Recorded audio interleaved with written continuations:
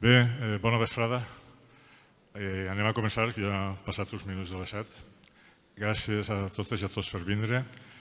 Avui tenim, dins del cicle de conferències de la Fira de la Taronja, una conferència realment interessant. No anem a parlar directament de cítrics, però el tema és candent. Segur que tots nosaltres estos dies hem estat parlant del temps que fa, de que este clima no és el que toca, de que no és la circumstància, les temperatures no són bones per a les plantes, per als cultius, per a les collites. És a dir, els canvis i el canvi climàtic és un tema actual i segur que tots l'hem tractat. Per a parlar en profunditat d'aquest tema tenim a una persona que és un autèntic expert. És una persona que ell és Alberto Fraguas, ell és biòleg de formació, ha estat més de 35 anys com a assessor de temes de medi ambient, és un expert en temes d'avaluació d'impacte ambiental, ha estat assessor del Ministeri de Medi Ambient en temes ambientals, ha format part de diverses empreses dedicades a la gestió ambiental, és també membre actiu d'associacions com ATAC o com Green Cross, que és la Creu Verda, és una associació també que busca conservar la diversitat. Va fer la intervenció sentat, després farem un torn de paraules. No vaig a dir molt més d'ell, ja li donem pas per a que parle. Alberto, bienvenido a Carquixent, gracias por estar con nosotros. Nos gustará, seguro que disfrutamos de tu intervención. Yo voy a estar bajo moderándote el tiempo y después intentaremos dar un turno de palabras, ¿de acuerdo? Gracias.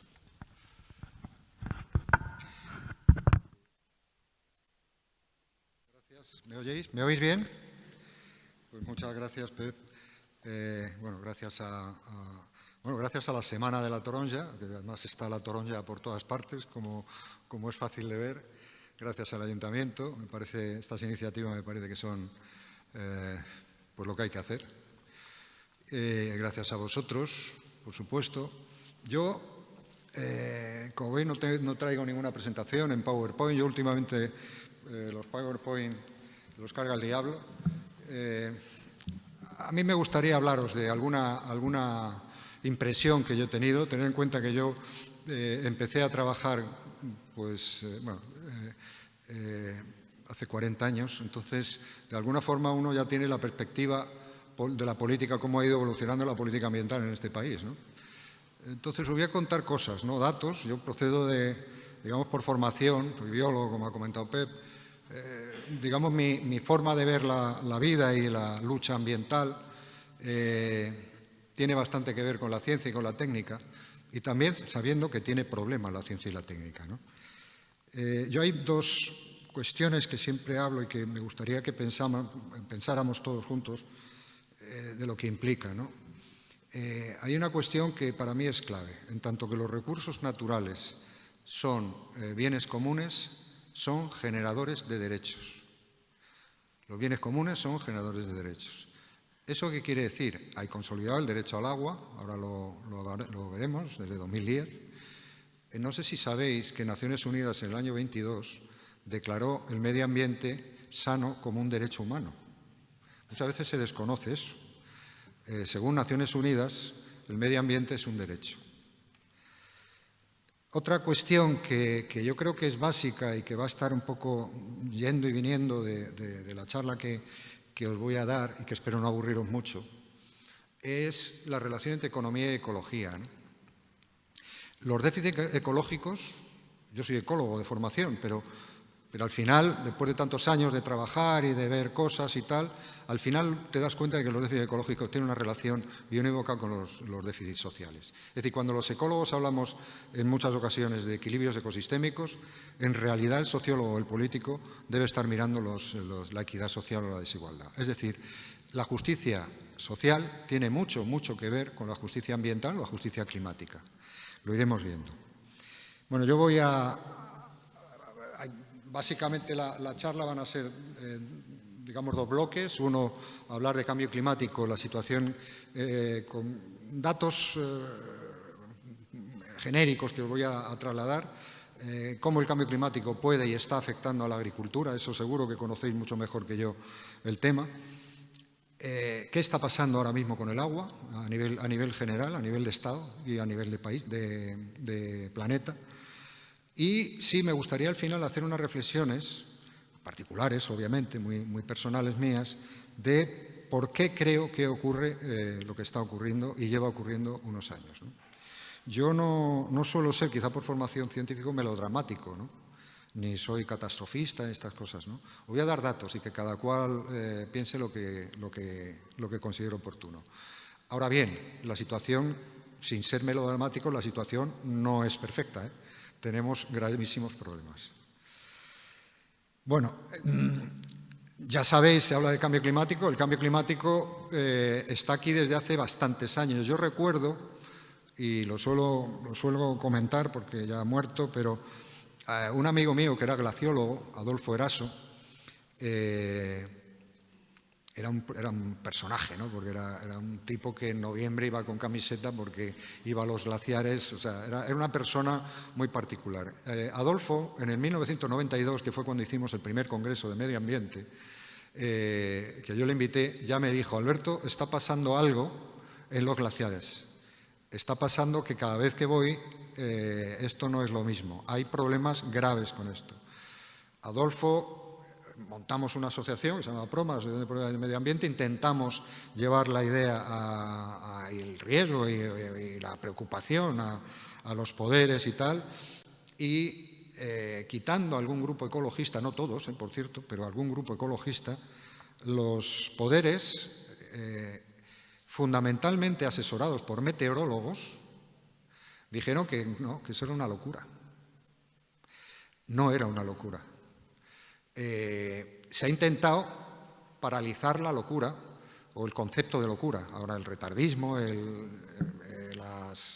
todas las negaciones que hay del cambio climático, me parece absurdo, ¿no? Eso son situaciones que cada cual lo vive como quiera vivirlo a nivel político. Hay una realidad que es evidente, es que el cambio climático está aquí desde hace 40, 50 años, ¿no? Y el cambio climático se conoció en los años 50, no es una cosa que hemos conocido ahora. Eso quiero que también lo tengáis claro. Obviamente, voy a relatar muy rápido porque son problemas que todos sabemos y que de alguna forma, pero que es importante tenerlo en cuenta. Hay problemas, cuando hablo de cambio climático a nivel global, hay problemas de la salud, los choques de calor que a veces lo vivimos de una forma en Europa y otras veces se vive de otra forma fuera de Europa, son un problema tremendo. En la OMS está previendo del orden de... Estos datos siempre son muy genéricos,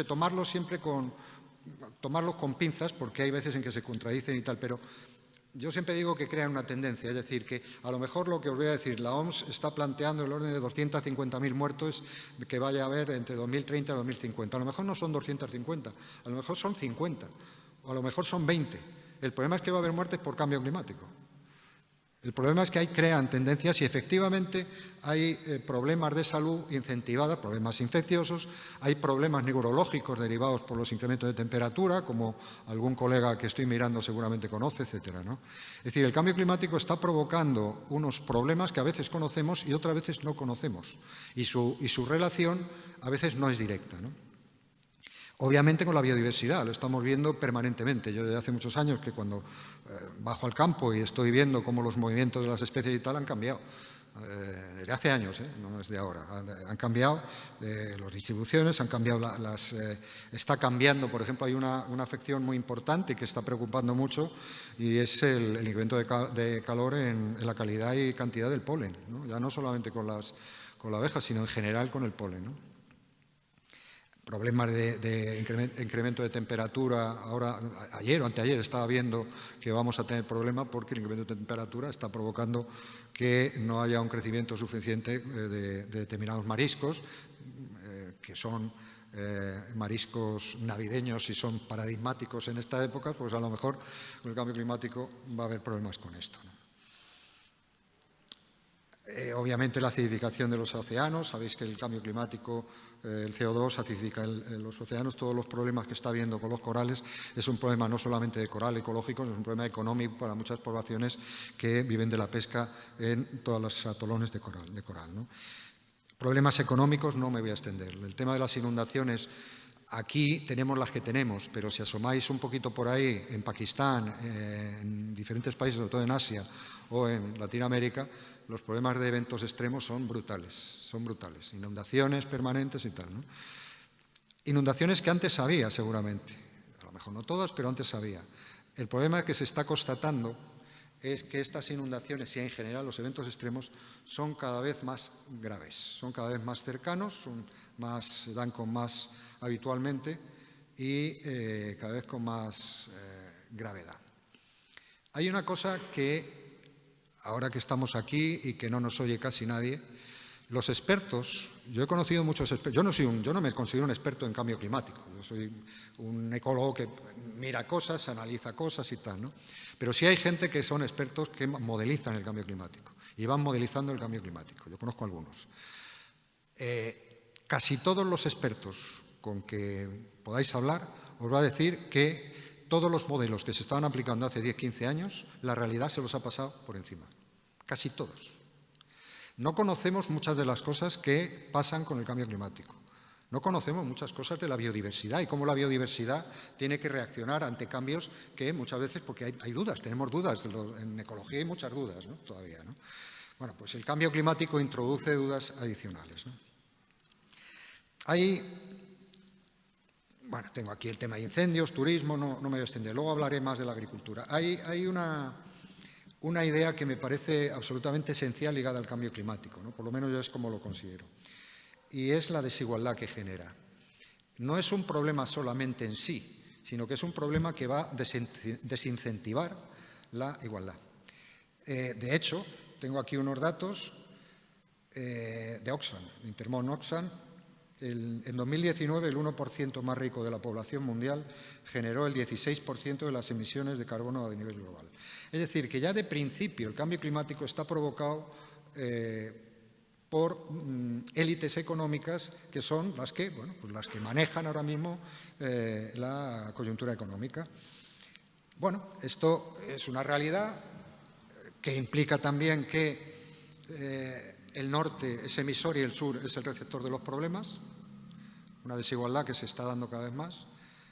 Hay una desigualdad de género, la mujer va a sufrir y está sufriendo más el problema del cambio climático, sobre todo en países como África o continentes como África o Asia, por la gestión del agua. Hay un problema de desigualdad con la propia edad, ¿no? Es decir, la gente mayor tiene golpes de calor mucho más agudos que la gente joven. Es decir, que el cambio climático lo que está provocando es incentivar las desigualdades que existen. Y eso se da también en otros patrones, ¿no? Bueno, la agricultura. ¿Cómo afecta a la agricultura? Bueno, la agricultura le afecta mucho al cambio climático. Ya sabéis que, bueno, la atmósfera sabéis que es una conjunción oxígeno, nitrógeno, algo de metano, algo de óxido nitroso y algo de otros productos, ¿no? El metano y óxido nitroso es la ganadería, claro, estos gases se han mantenido en equilibrio y gracias a que se han mantenido en equilibrio hay vida en la Tierra, si no estaríamos a menos 20 o menos 30 grados, ¿no? El problema ha sido que se ha roto el desequilibrio. A la agricultura incide de una forma importante, ¿no? En términos, grosso modo, estamos hablando del orden de... en agricultura, aquí hay datos, he hecho una media más o menos porque depende de las fuentes, pero en general, porque el IPCC tiene, el panel de expertos tiene unos datos, luego esos datos han sido revisados, pero da igual. En definitiva, estamos hablando de que la agricultura contribuye entre un 12% a un 30% si incluyes la deforestación, los cambios de uso del suelo y tal. Entonces, estamos hablando de una media de un 22% de emisión de gases de efecto invernadero. Es decir, es uno de los elementos más emisores de gases de efecto invernadero que existen, ¿no? Por supuesto, la obtención y proceso de energía, etcétera, ¿no? El transporte estamos en el 14%, la vivienda en el 12%, la industria el 17%. Por cierto, ¿sabéis cuánto genera la digitalización? El 3,5%, tanto como la aviación. O sea que la aviación, chungo, pero la digitalización le va detrás, ¿eh? El consumo es tanto como la aviación. Para que estas cosas queda mal decirlas, ¿no? Porque dice, hostia, estamos en la época de la digitalización, ¿no? En fin, la agricultura tiene unos efectos muy importantes para la generación de gases de efecto invernadero. Es obvio, vosotros lo conocéis quizá mejor que yo, es decir, el carbono está acumulado, el suelo es un reservorio de carbono, cualquier actividad que libere, por laboreo, por lo que sea, ese carbono, evidentemente se emite en forma de CO2 y provoca los problemas también de cambio climático. La maquinaria, la fabricación de fertilizantes. La fabricación de fertilizantes es un cúmulo de generación de óxido de nitroso, ¿no? Es decir, el óxido de nitroso es uno de los gases de mayor potencialidad de efecto invernadero, ¿no? O sea, tenemos tres gases que son los tres gases yuyu, que es el CO2, el metano, el CH4 y el óxido de nitroso. Bueno, la afección en la agricultura, insisto, vosotros lo conocéis mejor que yo seguramente. Hay el aumento de temperatura, y además lo estaréis viendo vosotros permanentemente, supongo, ¿no? El aumento de temperatura provoca una mayor actividad en las plantas, estrés térmico de la propia planta, disminuye los rendimientos, ¿no? El aumento de plagas se está dando, claro, el aumento de plagas al tener periodos de verano más amplios, los patógenos extienden esa actividad en esos periodos, ¿no? Problemas en la floración a veces se abren antes la planta, la flor sin insectos y hay problemas en la propia polinización, ¿no? O en las heladas que estáis viendo con la flor, etcétera, ¿no? Las inundaciones por la variación de precipitaciones que se están dando, pues son los siniestros, pues no sé, yo tenía aquí unos datos, estamos hablando del coste que pueda tener del 15, el 20 o el total, ¿no? De la cosecha, ¿no? En un momento determinado, ¿no? Por inundaciones. Aumento de sequía, estamos en una sequía recurrente, llevamos mucho tiempo ya. Los problemas de erosión, las grandes tormentas, los arrastres que provocan, claro, eso elimina la materia orgánica del suelo y otros problemas que nos estamos encontrando son áreas de cultivo cercano a costa. La costa pues son zonas que están siendo inundadas. Estoy hablando en general en el planeta, no solamente en España, ¿no? Que ha habido algunos casos, ¿no? O cada vez más la sobreexplotación de los acuíferos ha provocado el intrusismo de turismo salino en cultivos cercanos a costa, ¿no? Según la FAO, yo tengo un informe de la FAO que el que quiera se lo puedo pasar. En la zona mediterránea es la zona con más niveles de riesgo. Tiene solamente el riesgo medio que me da es la disminución de la producción de los cultivos, ¿no? El resto el riesgo es muy alto. Es decir, estamos en una situación para la agricultura muy complicada y esto en términos de seguridad alimentaria pues tiene muchas implicaciones, claro. Tiene una implicación de que va a aumentar el hambre o hay graves problemas porque está incrementándose el hambre con la malnutrición. La malnutrición, si lo unes con los problemas de salud que pueden provocar los problemas de sequía, pues evidentemente tenemos ahí un grave problema. La malaria se está extendiendo por cuestiones de cambio climático a unos niveles que no se conocían hasta ahora, la malaria, ¿eh? Que se supone que era una enfermedad que estaba más o menos controlada, ¿no? Pero hay una cuestión, que esto lo estaba hablando ahora con algún compañero, y esto es una cuestión que tenemos que pensar, ¿no? La agricultura, muy mal, mala. Pero la agricultura es parte de la solución. Y no lo digo porque esté aquí rodeado de agricultores, lo digo porque es así.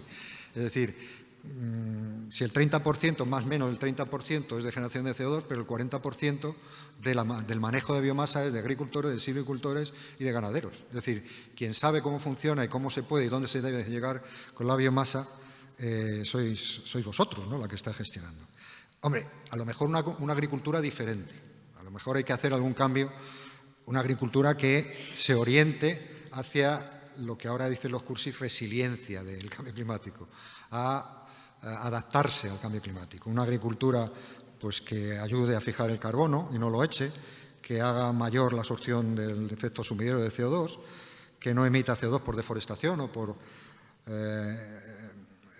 técnicas agroforestales. La deforestación es brutal en efectos de emisión de CO2, ¿no? Si el 70% más o menos, el 70% de las tierras agrarias son para ganadería, pues hombre, habrá que hacer algo con los pastos, ¿no? Los pastos pueden ser un elemento de resiliencia contra el cambio climático.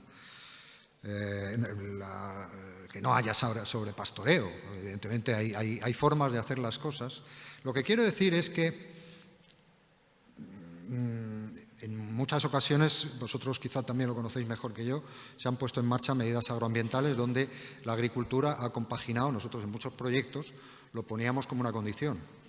Para muchos aeropuertos, cuando hacías el estudio de impacto ambiental, una de las condiciones era poner en marcha medidas agroambientales, ¿no? Y esas medidas agroambientales funcionaban perfectamente, manteniendo vegetación, o sea, avifauna, sobre todo esteparia, con el mantenimiento de explotaciones forestales. Bueno, hay formas de hacer. La cuestión es, que decía, es considerar la agricultura o la producción de alimentos como un elemento de resiliencia al cambio climático. Es decir, no como un aspecto que está luchando, ahora hablaré de agua, y ahí tenemos un problema, sino como un elemento que está ahí, que variando su forma de hacer, se puede convertir en un elemento básico para la lucha contra el cambio climático. Por ejemplo, más o menos, y sé lo que digo, como pasaba hace unos años, se lo comentaba también a Pepa ahora, pasaba con las energías renovables. Hace 20 años las energías renovables era mentira. A mí me decían que era mentira.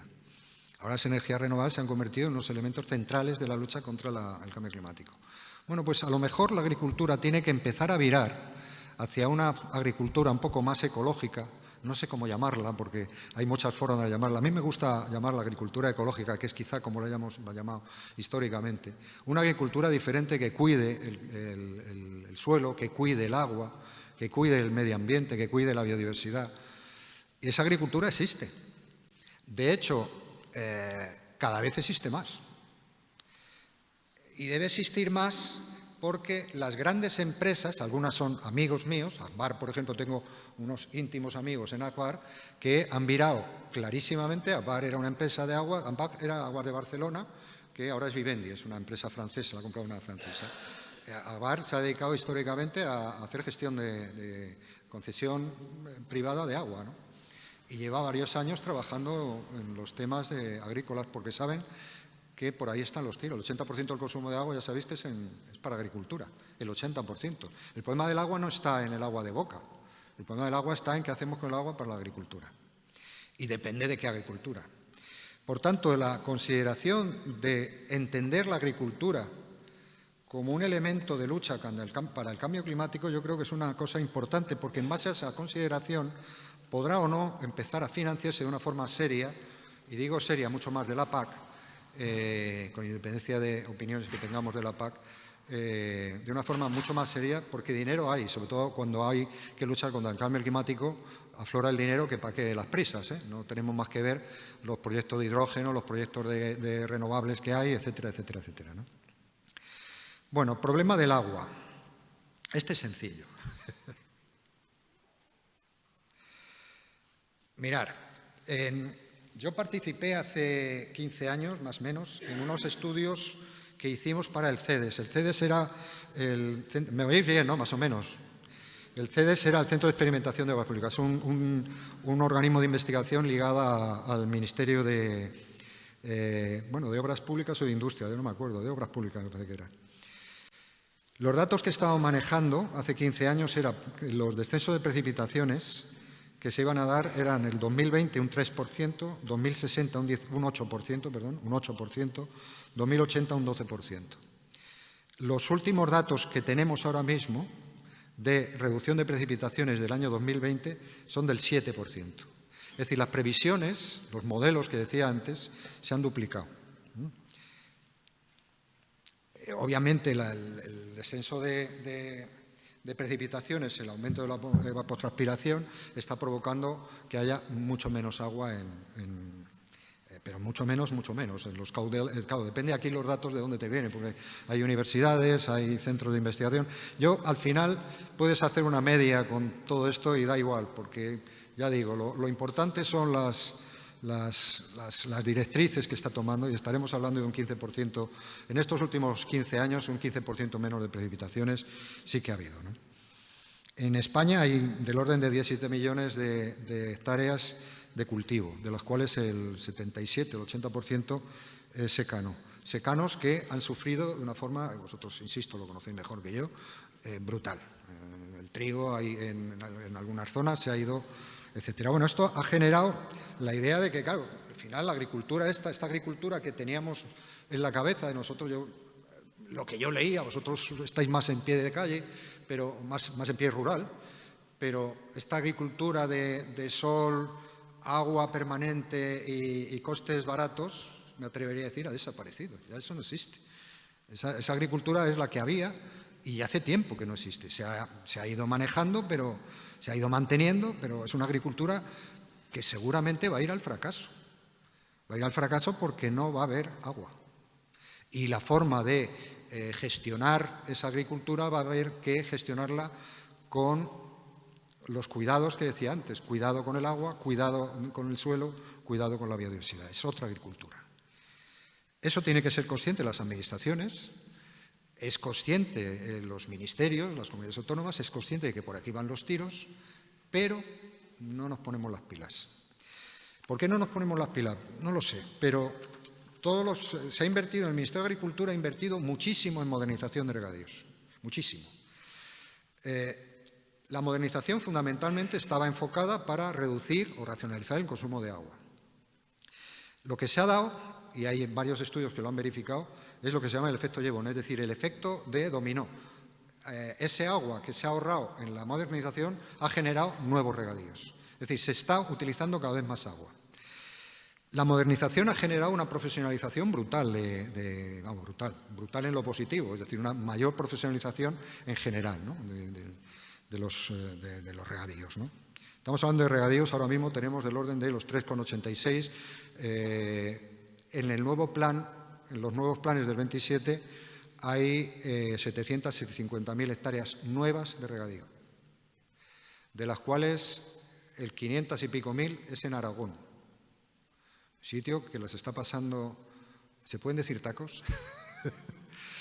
Mal con el agua. Pues hay 500.000 de hectáreas nuevas de regadío. No sé de dónde van a sacar las aguas. Unos planes hidrológicos aprobados hace poco y han salido así. No se va a cumplir. Va a ser imposible que se cumpla. Bueno, ¿qué es lo que ha pasado con la modernización? Decía modernización, profesionalización con el agua. Pues ha pasado que, yo no sé si es bueno o malo, pero desde luego que no hay un control, eso ya os lo digo.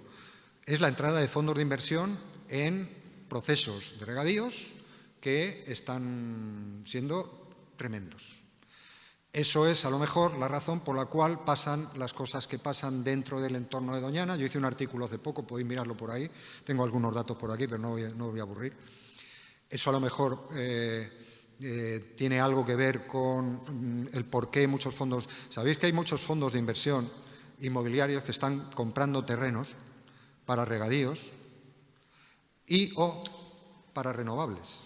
Es decir, ahora mismo se ha derivado, donde antes era los fondos de inversión, obviamente, toda la burbuja, etcétera, todo eso ha pasado. Y ahora están mirando directamente al medio rural, ¿no?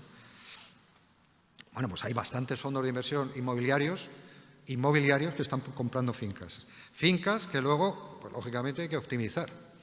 Esta optimización implica la puesta en regadío de vides, de olivos, de frutos rojos. Por eso pasan las cosas que pasan, las cosas no pasan gratis. Es decir, que están los lobbies económicos, hacen su papel, entonces, y hacen su papel, y están para hacer su papel. No vamos a pensar que los fondos de inversión son sostenibles, estas cosas. Bueno, sí, la sostenibilidad la tienen, pero lo que prima es el beneficio concreto. Y dejaros de sostenibilidad. Esa es la verdad. Y sé de lo que hablo, luego lo cuento, ¿no? En fin, esto es una circunstancia que implica problemas políticos, creo que fuera de lugar, pero que se van a seguir dando. Se han dado históricamente, el Tajo Segura llevan dando problemas desde que empecé yo a trabajar, hace 40 años. Pero hay una realidad. En mi primer proyecto ambiental, uno de los primeros, proyecto ambiental, el más gordo, fue estudiar el acuífero 23, que es un acuífero histórico de las tablas de Daimiel. Hace 42 años. Y estamos estudiando el problema ahora mismo todavía.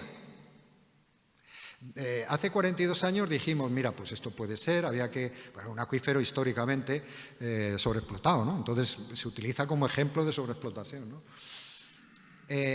Los problemas del Mar Menor, que ahora ha habido mucha movida política y tal, vienen de hace 30 años.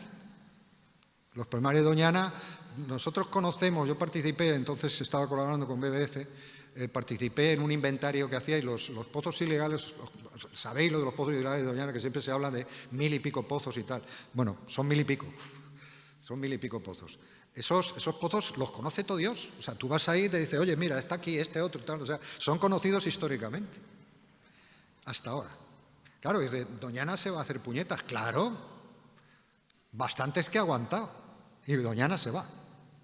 Va a ser muy difícil rescatarla, ¿eh? No hablo del acuerdo, a mí no me parece un buen acuerdo, el acuerdo que se ha llevado por parte del Gobierno con la Junta de Andalucía no me parece para nada un buen acuerdo, así lo he transmitido a quien me lo ha preguntado. Me parece que es un acuerdo que va a traer mucha cola y de hecho ya está trayendo mucha cola con otro regante. Pero bueno, no me voy a extender con ello, ¿no? En cualquier caso, seguro que hay que plantear una nueva estrategia del agua. Y una nueva estrategia del agua tiene que partir, al menos tiene que partir de 3 principios, que son complicados, ¿no? El concepto de límite. El agua es un recurso que no es tan renovable como parece. El agua cada vez es menos renovable. No pensemos que es ilimitado. Ligado a esto, el concepto de productivismo. Yo todavía escucho que podemos traer agua con las infraestructuras. Hay infraestructuras, hay muchos embalses que están vacíos. Es decir, no se trata de hacer infraestructuras, se trata de optimizar las infraestructuras que tenemos y las justas. Yo no soy, aunque soy biólogo, ecólogo y he visto muchas barbaridades con el hormigón, yo no satanizo el hormigón por definición, pero es que hemos abusado de hormigón a unos niveles absurdos, absurdos. Claro, pues entonces tendremos que pensar que el productivismo en agua, pues esto de que hay cuencas cedentes y cuencas excedentarias y cuencas deficitarias, eso hace tiempo que dejó de ser, ¿no? Aparte de que nunca ha sido. Más con el cambio climático nos está diciendo que tenemos que racionalizar o equilibrar el esquema uso-recurso. Y eso es muy complicado. Estoy diciendo que no a los trasvases, o estoy diciendo que algún trasvase habrá que hacer, pero los trasvases que sean necesarios hacer, pero no trasvases que no va a haber agua para trasvasar. Y literalmente no va a haber agua para trasvasar. O sea, seguramente nos queda 20, 30, no lo sé, pero en 50, 100 años no podemos estar hablando de estas cosas, no vamos a tener tiempo, no vamos a tener tiempo. La Directiva Marco del Agua, vosotros la conocéis, hay 3 bases de la Directiva Marco del Agua que todavía es del año 2000, como diciendo, bueno, pues son revolucionarias las 3 bases. Participación ciudadana, respeto a la biodiversidad y recuperación de costes. Recuperación real de costes, todos los costes, todos. Otro problema que es básico es el tema de la calidad del agua. Nosotros hablamos siempre de cantidad del agua. El agua... los datos que se están manejando a nivel de ministerio, y son datos que se van arrastrando, porque y de verdad no lo digo porque esté aquí, no es un problema político, de verdad. El problema político es cuando un político le lanza la mierda al otro para decir que este es un problema político. No, el problema de la calidad del agua viene de hace 20 años, por falta de financiación. Y han tenido gobierno del PP, gobierno del PSOE, gobiernos en comunidades autónomas, gobiernos en todas partes. Hay un gravísimo problema de calidad del agua en España. No solamente por problemas de agua de contaminación difusa, por nitratos y fósforo y nitrógeno, sino problemas en las ciudades, ¿no? Claro, si estamos planteando, como llevamos mucho tiempo planteando, la regeneración de agua, la reutilización de agua, muchos para cultivos, que ya se están haciendo en muchos sitios, tendremos que optimizar la calidad del agua. Y eso implica financiación.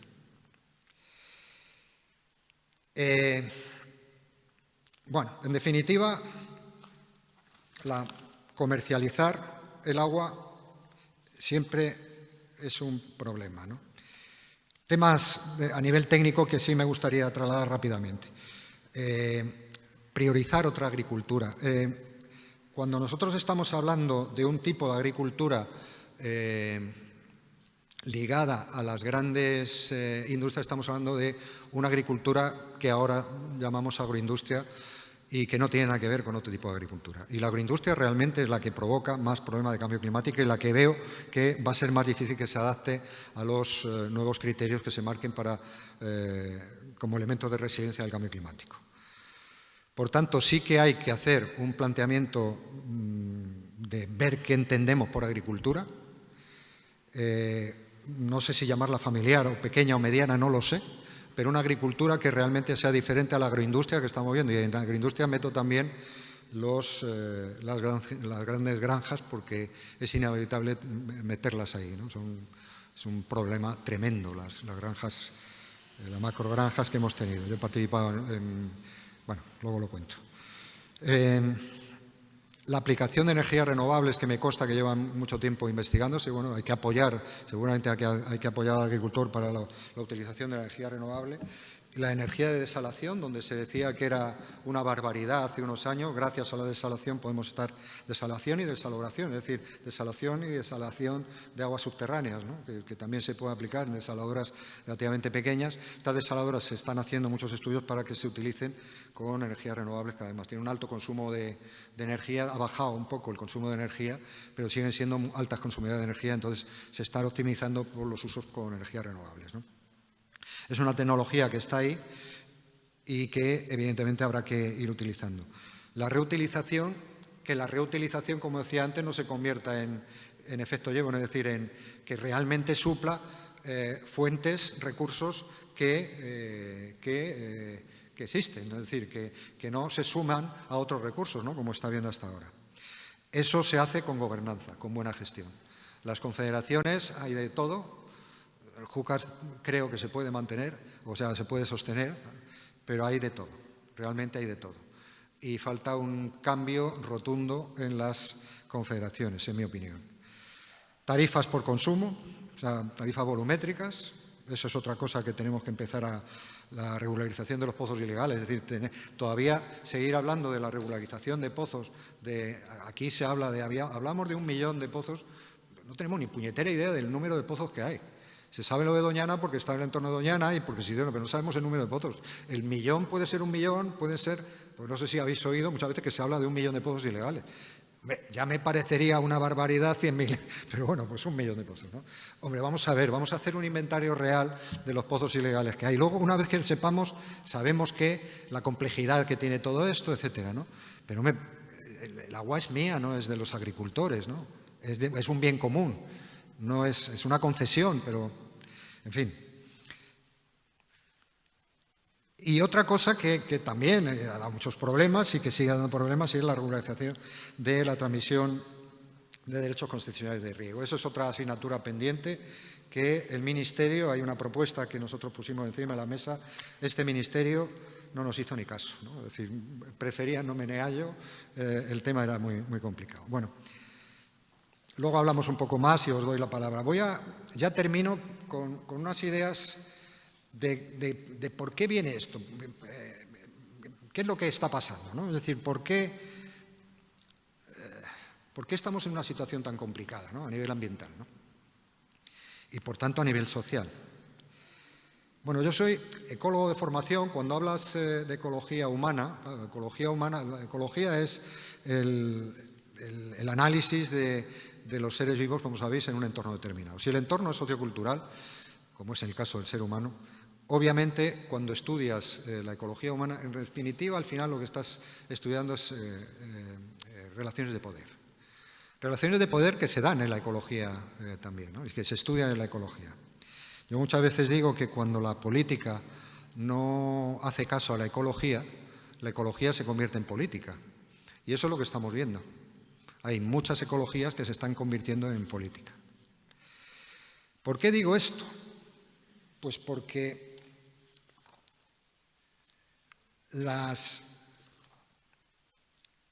A ver, voy a intentar recortar porque si no me vais a tirar al pilón, ¿no? Mirad, la ilustración, no me voy a ir a la ilustración, tranquilos, pero voy a hablar de la ilustración, de lo que generó la ilustración. La ilustración nos sacó de un cierto concepto del oscurantismo, de de la creencia por la creencia, el dogma por el dogma. Empezó a verse la luz, la ilustración, pero los ilustrados que hicieron cosas muy buenas no tenían ni idea de ecología, tampoco de antropología. El caso es que se generó Hobbes. Hobbes es el autor de El hombre es un lobo para el hombre, a recordar, el hombre es un lobo para el hombre, ¿no? Hostia, Hobbes, y se quedó tan a gusto, ¿no? Bueno, creó la competencia como un elemento sustantivo ligado al ser humano. La competencia, somos seres biológicamente competitivos, ¿no?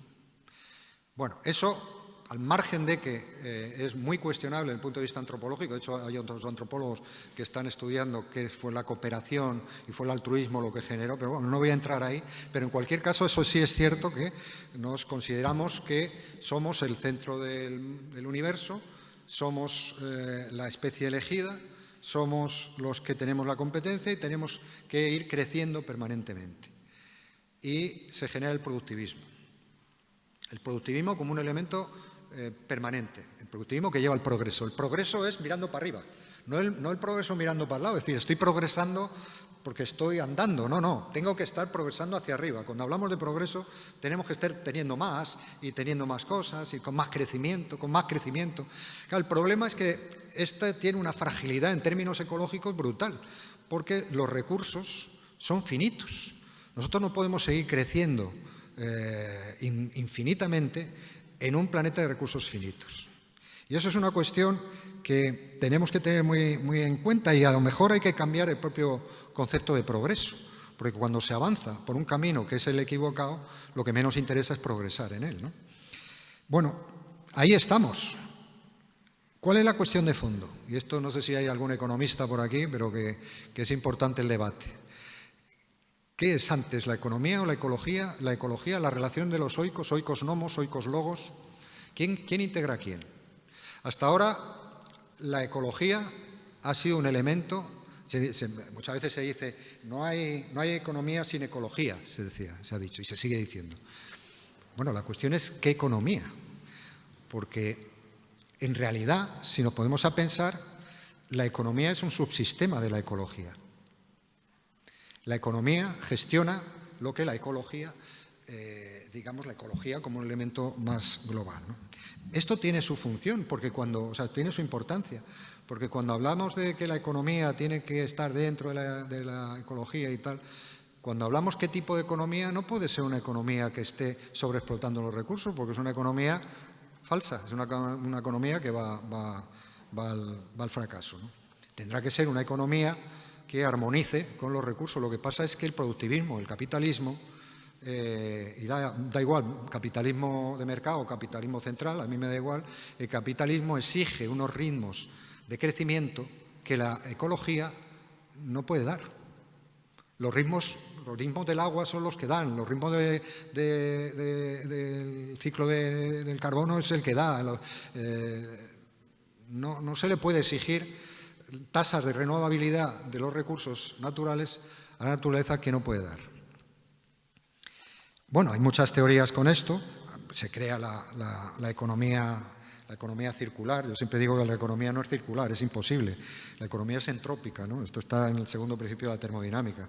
Los procesos naturales, la energía tiende a disminuir en forma de calor. Es decir, la economía, hay economistas bioeconomistas, por eso decía que los economistas lo conocéis mejor, pero en los años 50 se ideó la bioeconomía de Alberto Regen, que ahora la estoy leyendo, y hay cosas sorprendentes, ¿no? Sorprendentes.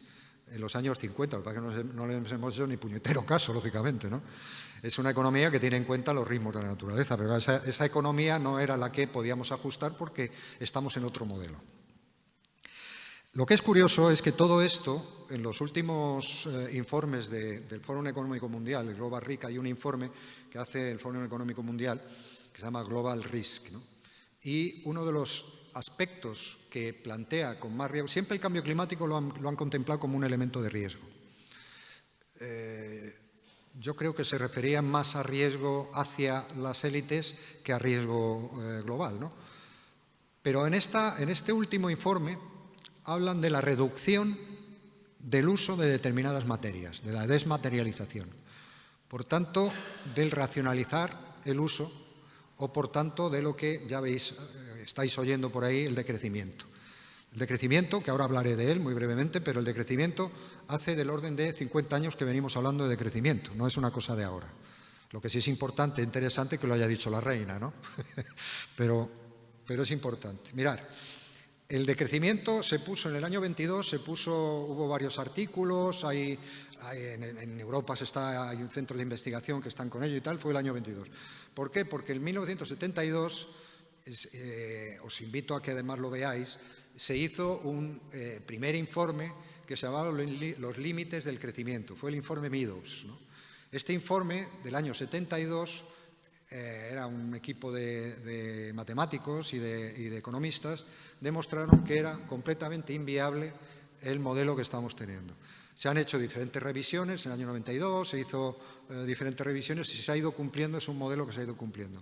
El informe de límites del crecimiento, que lo hizo el Club de Roma en el año 1972, es lo que está pasando. Por eso se habla de decrecimiento. Bueno, inmediatamente después del 72, donde yo empecé a nacer al medio ambiente, yo soy bastante mayor, a partir de ese momento empezaron a surgir intentos más retóricos que otros, algunos de los cuales personalmente yo me creí el desarrollo sostenible y estuve en foros participando y en foros hasta que en determinados foros empresariales, cuando salíamos del foro, oía lo que realmente se quedaban de todo el rollo que les había soltado y era el 0,5. Es decir, lo que habéis hablado del greenwashing y de la venta verde, pues bastante de eso, ¿no? Bastante de eso. Ahora se dice que el desarrollo sostenible es muy complicado, ¿no? Es casi un oxímoron. Desarrollo endógeno, ecodesarrollo, crecimiento verde, desarrollo sostenible, responsabilidad social corporativa, economía circular, Agenda 2030. Todos intentos de verificar, cuidado, esto hay posibilidades con cambios tecnológicos, con cambios de hacer las cosas, ¿no? Bueno, ha habido cambios tecnológicos, el informe Brundtland es sobre desarrollo sostenible desde el 92, es decir, ya han pasado muchos años. Por tanto, la sostenibilidad, todas las políticas de sostenibilidad llevan operando más o menos 20 y tantos años. Los indicadores que ahora mismo tenemos, indicadores de situación ecológica en general, son los peores que hemos tenido. Emisión de CO2 a nivel mundial, digo.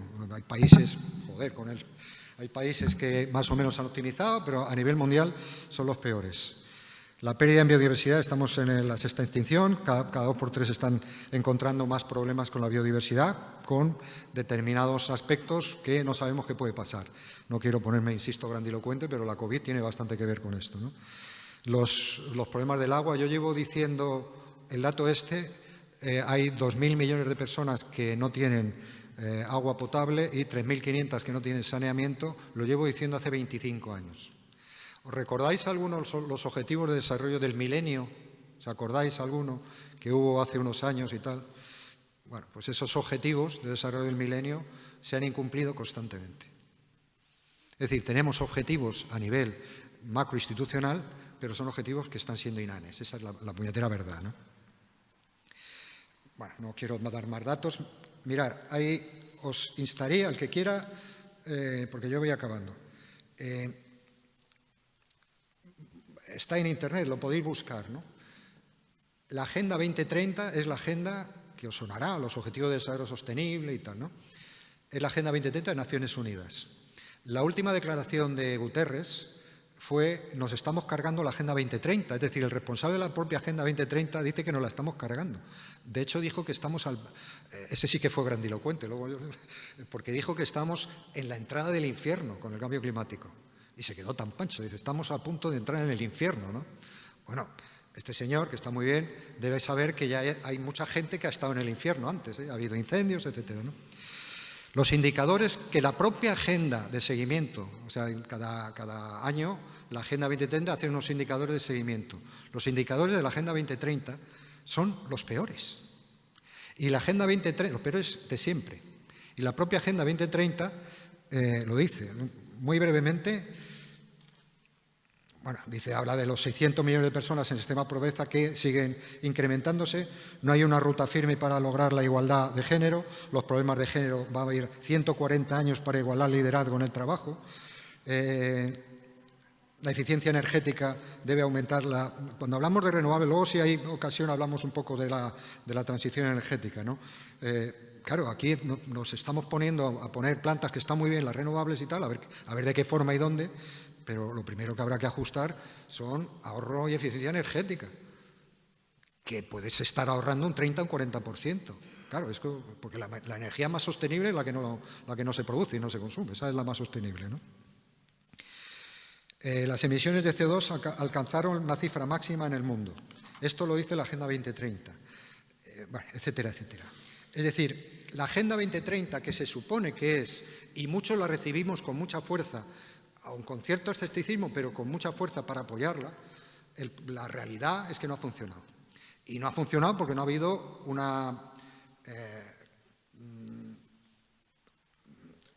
¿cómo decir?, un cambio de modelo suficiente al que la Agenda 2030 exigía. No que la Agenda 2030 contempla el crecimiento económico, ¿no? Lógicamente, ahora lo veré, pero el problema es que todas las bondades maravillosas de la Agenda 2030 pues han carecido de aplicación en los países, aplicación a las políticas concretas de los diferentes países y de financiación. Si no hay pasta, no hay posibilidad de hacer política y no hay forma de cambiar la realidad social, ¿no? Bien, ante esta situación siempre hay tres elementos. Ya termino, Pep, ya termino. Grosso modo, el crecimiento verde, lo digo para que os suene, porque además esto cada vez se va a hablar más de ello, ¿no? El crecimiento verde. Hay un crecimiento, sí es posible seguir manteniéndose el crecimiento como paradigma.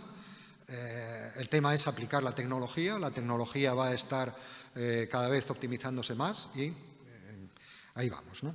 Esto es cuando se decía que el cambio climático, esto lo he oído yo muchísimas veces, es una oportunidad de negocio para diferentes empresas, diferentes países, diferentes opciones, ¿no? Yo no digo que sea malo, digo que los resultados han sido nefastos.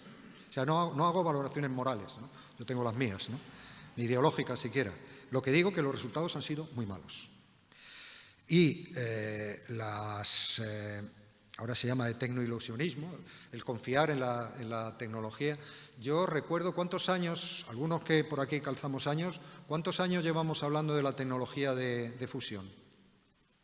Hace 40 años, 50 años. Ahora se está planteando el hidrógeno como un paradigma. El hidrógeno va a tener graves... Yo no soy un tecnólogo, y luego no en hidrógeno, pero no soy imbécil y sé leer. Y los problemas de captación de hidrógeno, la energía, los rendimientos que ahora mismo tiene el hidrógeno son brutales. Es decir, los rendimientos son muy bajos, ¿no? Pero está ahí. Es decir, eso que le quitan lo bailado a todos los miles de millones de dinero del Next Generation que está yendo a las grandes empresas para investigar el hidrógeno. Ojalá funcione, pero de momento está ahí, ¿no? Es decir, que tal y como está el patio ahora mismo, jugar con que las tecnologías nos van a salvar cuando hay tecnologías que son dudosas, en un momento donde la crisis global es cada vez más complicada, me parece bastante pueril, ¿no? Hay otra visión, que es una visión un poco más reformista, que es la que podría ser proviene del Pacto Verde Europeo y del Pacto Verde Americano. Es decir, el crecimiento sí se puede mantener, pero otro tipo de crecimiento. Ahí viene el Green New Deal, vienen los fondos Next Generation, y bueno, es interesante, ¿no? Hay un debate del movimiento ambientalista que apoya esta situación, ¿no? Yo tengo unas dudas, quizá por viejo, y es que muchas de las cosas que se están planteando con el Green New Deal y el Pacto Verde ya pasó con la sostenibilidad. Y los resultados, ya he dicho que no son muy buenos, ¿no? ¿Sirve para ir generando hegemonías? Bueno, para que la gente vea que las políticas ambientales pueden ser factibles. Quizás sí. Pero a mí me da miedo una cosa que además lo he comprobado y que he dejado de trabajar, primero por años, segundo porque ya no tenía más ganas de aguantar historias, ¿no? Y es que hay tecnologías sostenibles que tienen unos impactos que son insostenibles. Cuidadito con eso. Porque hay tecnologías que pueden obedecer a una política más o menos de la sostenibilidad, pero que tienen unos impactos que no son defendibles, ¿no? Por ejemplo, hay algunas energías renovables, ¿no? Hay otra visión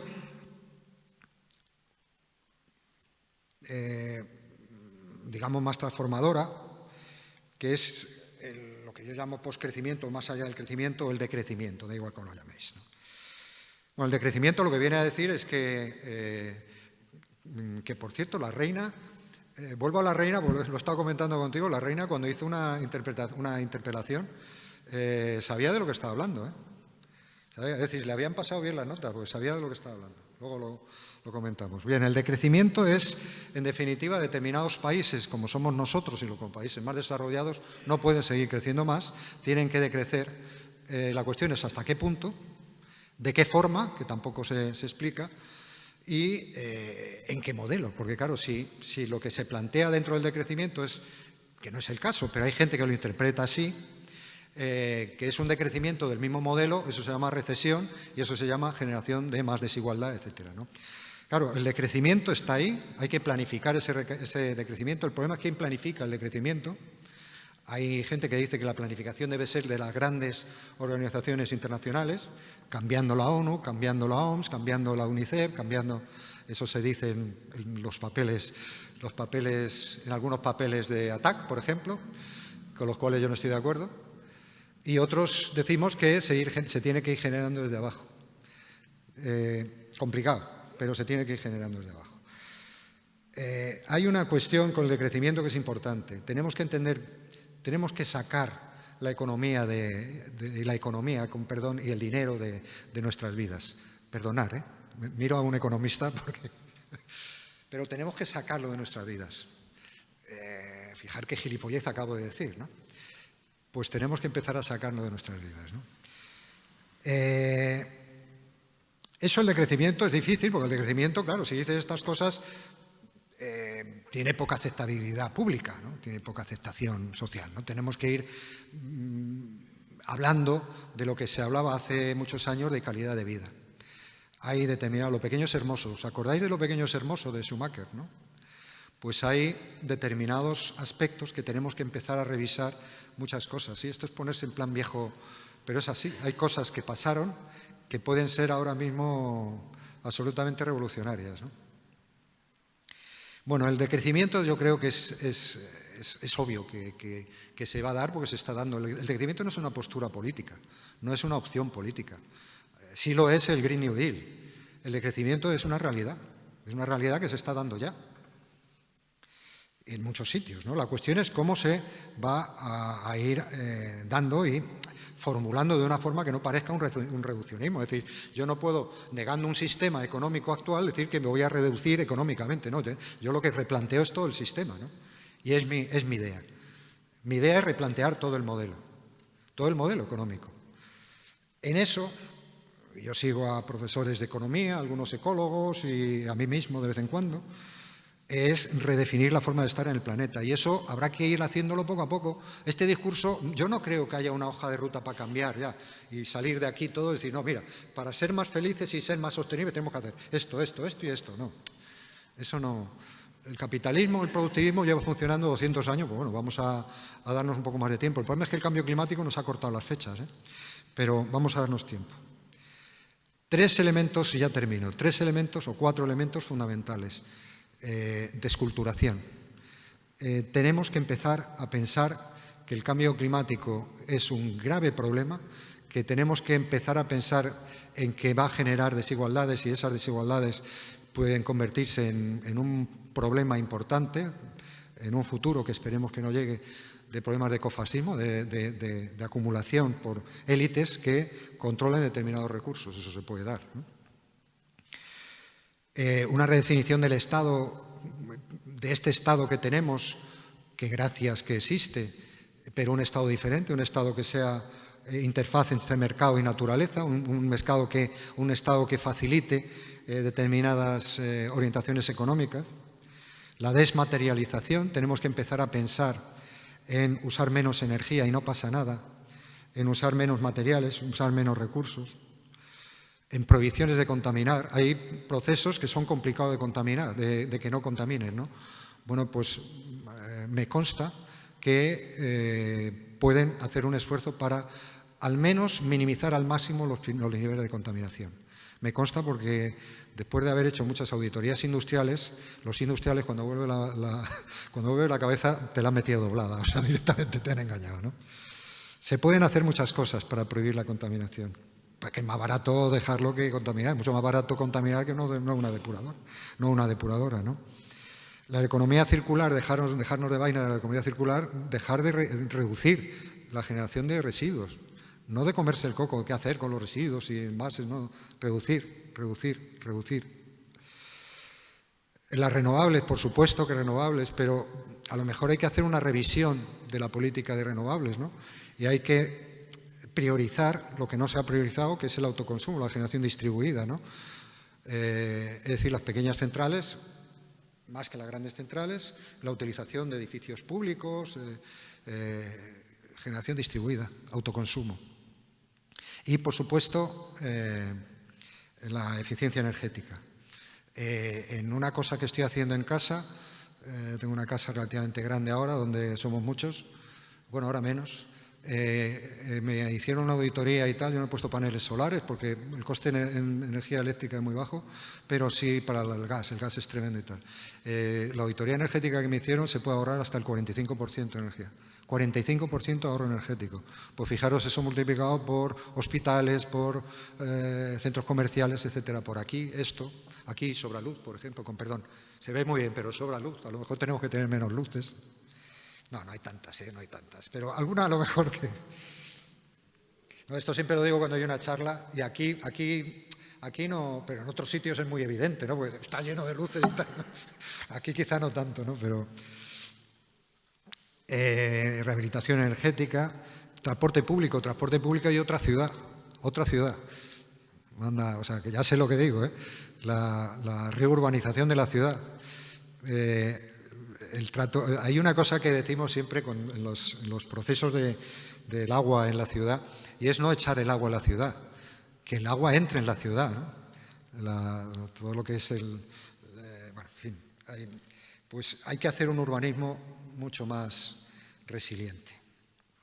Y sé que esto es muy complicado. Y desmercantilizar la vida. Todo es dinero, todo pensamos en dinero, las empresas están para ganar dinero, obviamente. Bueno, primero, blindar los recursos públicos. Los recursos naturales son públicos, hay que blindarlos. El Estado los tiene que blindar. No puede haber y si hay una concesión, yo en parte sí que podría darse una concesión privada y tal, yo no estoy muy de acuerdo con eso, pero la realidad, si esa concesión se da, esa concesión el Estado está obligado a hacer una vigilancia exhaustivísima, ¿no? Porque el recurso es un bien común, ¿no? Empresas del bien común, hay la teoría de la economía de Felber, ¿no? Es decir, empresas del bien común, empresas donde cambia la economía por el bienestar social, ¿no? Ese tipo de cosas está ya trabajándose. Una economía se mide no por lo que gana, sino por el bienestar social que genera, ¿no? Chorradas, pero que se están poniendo en marcha. La no financiarización de la economía, es decir, hombre, que no entre, sabéis que el agua está financiarizada, está en la bolsa en California, ¿no? El agua cotiza en bolsa en California. Hombre, no hagamos esas cosas, ¿no? Porque se pueden generar problemas de especulación por definición, ¿no? Bueno, una fiscalidad, la prohibición de los refugios fiscales. Ahora se habla de refugios fiscales más que paraísos fiscales. Ya se ha aceptado refugios fiscales como paraíso fiscal. Y una potenciación de la economía de servicios. Es decir, la desmaterialización es la economía de servicios. El decrecimiento tiene que llevar la desmaterialización, pero el crecimiento de servicios públicos. Digo, de la sanidad, de la educación, trabajo social, cultura, cuidados, etcétera, ¿no? y la descentralización. Hay una cosa que también se está investigando, un tema que se está investigando, es sobre la soberanía de las comunidades energéticas, comunidades sociales en general, comunidades que pueden estar primadas precisamente por un Green New Deal. El Green New Deal, todos los dineros que ha venido el Green New Deal con los fondos de Next Generation han ido en una parte muy importante a grandes empresas. Han hecho su papel y como se lo permite, pues ya está, ¿no? Bien, a lo mejor hay que hacer un Green New Deal que se ajuste a una nueva economía, una economía social y solidaria, una economía que fomente cooperativas. Las cooperativas son privadas, no es solamente todo lo público, ¿no? Que fomente otro tipo de economía. El Green New Deal a lo mejor se puede reorientar hacia ahí. O un Green New Deal de la agricultura ecológica, por ejemplo, que no ha habido hasta ahora. La PAC yo no lo consideraría, ¿no?, agricultura ecológica, ¿no?, por mucho ecoesquema y por mucha que haya habido, ¿no? Pero un Green New Deal que financie la agricultura ecológica como un elemento de resiliencia, como decía antes, a mí me parece que podía ser una buena opción, ¿no?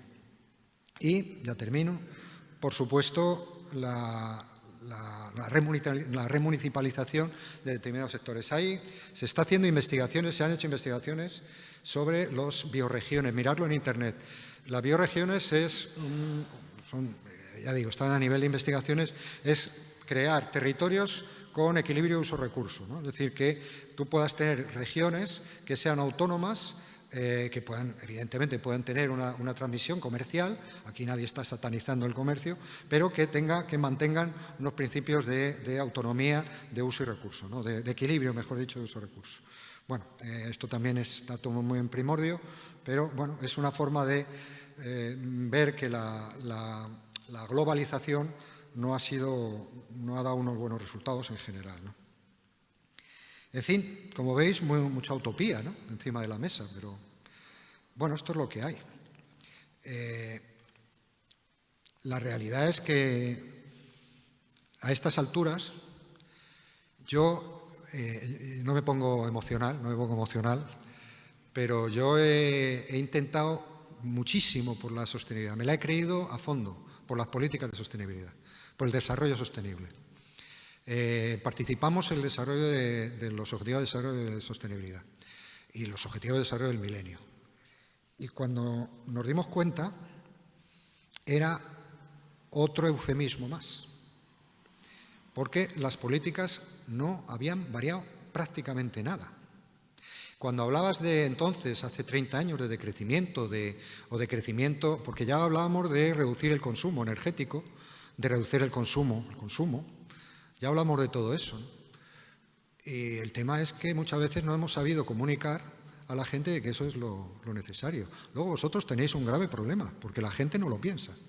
Porque la gente muchas veces no, me refiero a los concejales que están aquí, porque la gente no tiene información, os toca lidiar con o sea, yo de verdad que lo digo que es complicado, ¿no?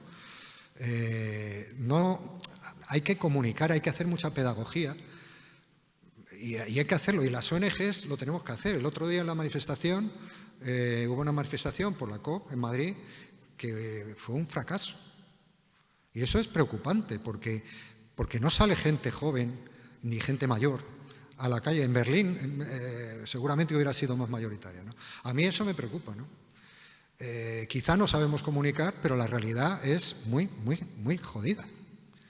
Y hemos intentado que no fuera tan complicada, hemos intentado verificar. Ha habido cuestiones que se han ido matizando, pero el número de productos, por ejemplo, el número de productos químicos que están en la calle con insuficiencia de información farmacológica y eso me lo dice la gente del Instituto de Farmacología del Carlos III de Madrid, ¿no? Pues sigue habiendo muchos productos químicos que no sabemos qué problemas puede generarse, ¿no? No quiero asustar, de verdad, porque no pasa nada, pero que estamos en una situación que tendríamos que tomárnoslo más en serio. Y francamente, después de 40 y tantos años, la sensación es que algo hemos hecho mal.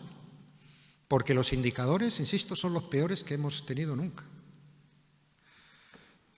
Así que a la gente joven que hay por aquí, os toca, porque eso sí, pararse es morir, ¿no? Si te paras, no haces nada, ¿no? pero realmente hay que seguir dándole a la bicicleta, ¿eh? Y la utopía, como decía Galeano, ¿no? Decía que la utopía no es llegar, es caminar. O sea, al final siempre habrá que seguir, ¿no? El tema más importante es cómo se llega. El crecimiento, te decía, ha generado mucha desigualdad. Todas estas transformaciones ecológicas tienen el riesgo de están generando ya desigualdad. Por tanto, lo que queda es seguir luchando porque no haya desigualdad. Eso es lo mismo que luchar por un medio ambiente sano. Esa es mi visión. Y nada más, perdonar por el rollo.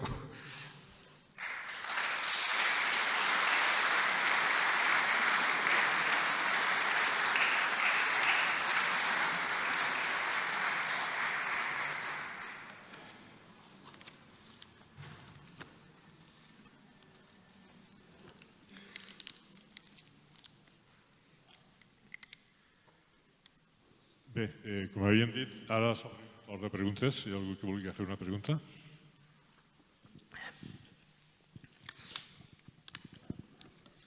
Hola, buenas tardes. Soy Rafael Orts, el concejal de Agricultura y Medio Ambiente. Primeramente quería agradecerte, Alberto, por estas magníficas explicaciones. Gracias a vosotros. Hacía tiempo que no oíamos algo tan concreto y tan sensato. Y mi pregunta es sobre la desertificación. Hace algún año leí un informe, no recuerdo qué organismo internacional sería, creo que fue la FAO, sobre la desertificación. Parece que los desiertos están creciendo y que afectará de forma importante la cuenca mediterránea. Y en el informe ese decía que la cuenca, o sea, la costa mediterránea española, desde el Roussillon francés, Cataluña, Comunidad Valenciana, sureste español, Castilla-La Mancha, Andalucía y el Algarve portugués, estaban condenadas a ser desierto.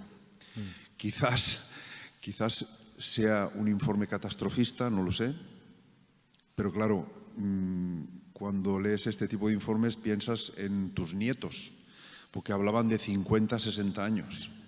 Entonces, si nos puedes contar algo sobre la desertificación de la península ibérica, o si hay datos concretos o qué hay. Vale. Gracias. Es muy buena pregunta, porque ese es un grave problema. Ahí, mira, el informe más, y ahora me dais y te lo mando, ¿no? Por si no lo tienes, porque me parece que no está en internet, pero sí lo tengo yo.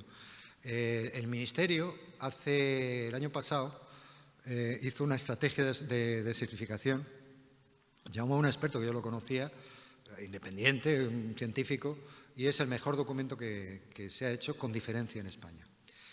Y ahí, bueno, no es tan majestático, tan perverso, pero sí augura problemas de desertificación claras en Castilla-La Mancha, no en los ritmos que se están manejando. Luego, el problema de los ritmos es lo que decía, que es que tú tienes una modelización determinada y la realidad te la cambia. Y es que, de verdad, para todos los temas, ahora con el fenómeno del Niño, no estaba previsto. Y fijaros la que está montando, ¿no? El Niño no tiene nada que ver con el cambio climático inicialmente, pero sí es cierto que agudiza los problemas del cambio climático, ¿no? Y todo esto estaba muy modelizado. Fíjate, el Niño sí está modelizado, lleva la NASA modelizando de toda la vida, ¿no? Entonces es complicado.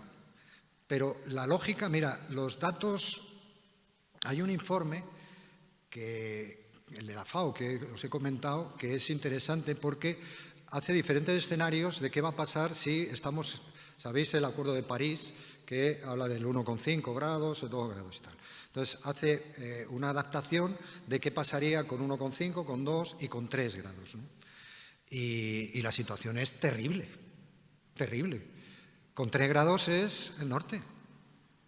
Claro, el tema es que ahora mismo estamos en la COP28, que va a ser otra vez fracaso, luego saldremos sonriendo, diciendo hemos conseguido algo y tal. Yo estaba en varias COP y te entra como un síndrome de Estocolmo. Como estás tan encerrado, al final cualquier chorrada la consideras un gran triunfo, ¿no? No, son fracasos. La COP, no sé qué dirá tal, pero ahora mismo los datos que se están manejando estamos rondando los 2 grados en algunos controles que se está haciendo. Ahora mismo estamos por encima del 1,5, estamos incumpliendo el acuerdo de Kioto, el acuerdo de París. Y se está previendo que los 2 grados se llegue antes de 2030. Y esto, ahora lo digo en público, pero no lo dice Teresa Rivera, con la que yo conozco de muchos años, hace bien en no decirlo, pero es así. Y lo digo porque estamos aquí, porque he venido a decir cosas preocupantes. Claro, si tú ves eso, ¿qué implicaciones tiene toda la agricultura? Ni agricultura ni leches. Claro, son problemas muy graves. Claro, por eso decimos que hay que luchar para mantener, porque claro, el CO2, ya sabéis que el CO2 se mantiene miles de años en la atmósfera, o sea, el CO2 que hay ya, el cambio climático vamos a tener ya para siempre, ¿no? El problema es que se incentive, ¿no? Claro, es que los datos que estamos manejando y que se manejan todavía era 1,5 el año 2030, que no lleguen los 2 en el año 2050. Eso ya se ha superado. Entonces, los informes internacionales suelen ser muy escatológicos, muy duros. Yo te mandaré el informe del Ministerio, porque yo creo que es el más serio, pero da igual, en definitiva. El problema es si va a haber mucho o poco en Castilla-La Mancha, pues es evidente que va a haber. Si lo estaréis notando vosotros. Yo, desgraciadamente, no estoy en el campo como estáis vosotros, pero seguro que se nota. No hago más que darle golpes al este. Lo estaba hablando contigo, Pep, es decir, vosotros que estáis ahí lo estáis notando más que nosotros que venimos, hablamos del cambio climático y tal. Si se lleva mucho tiempo notando esto. Entonces, lo que pasa es que, claro, la política tenéis un gravísimo problema, más los locales, que tenéis los recursos que tenéis y las competencias que tenéis. Pero la política tiene que terciar en esto y yo, francamente, no creo que la política sea suficiente. Y lo digo sinceramente. Yo he estado de asesor, con perdón sé de lo que hablo, ¿no? Creo que la política no es suficiente, es un problema de la ciudadanía. La ciudadanía tiene que exigir a la política que se ponen las pilas, ¿no? Se pongan las pilas. Y hay ciudadanías en Berlín, en Ámsterdam, por ahí, que están más activas que aquí. Aquí me da miedo. Porque las manifestaciones que ha habido, no sé ni siquiera si las conocisteis, ¿no? En Valencia creo que no hubo. Pero ha habido manifestaciones, hablando del cambio climático y tal, donde no ha habido prácticamente gente. Y no ha habido gente joven.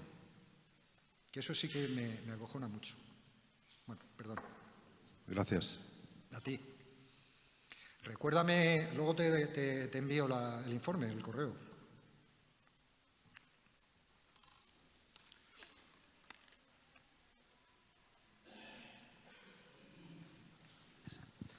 Muchas gracias, Alberto, por decir palabras y verdades incómodas como puños, que no me esperaba esta charla, así que se te agradece muchísimo que no solo hayas hablado de agricultura, sino cómo has ido relacionando todos los temas de este sistema. Y creo que, como has dicho, creo que el gran problema que tenemos se llama capitalismo puro y duro. Al final, muchas COPs, muchos acuerdos, muchos protocolos, Kioto, París, Río, da igual. Al final el capitalismo no quiere cambiar el sistema productivista y consumista. Es que no te entiendo. Intenta hablar de viva voz, porque es que con el micrófono... Vale. Es que me estoy quedando medio sordo, o sea, que también es problema mío, pero es que no te entiendo. Vale, igual es que estoy hablando un poco rápido o el sonido, no lo sé. Sí, por la acústica, no sé. No, más que la acústica me he oído, déjate. Nada, que decía, bueno, aparte de los agradecimientos por decir verdades como puños en esta charla y verdades incómodas, creo que el gran problema que tenemos todos se llama capitalismo, y es que el capitalismo no quiere cambiar el sistema.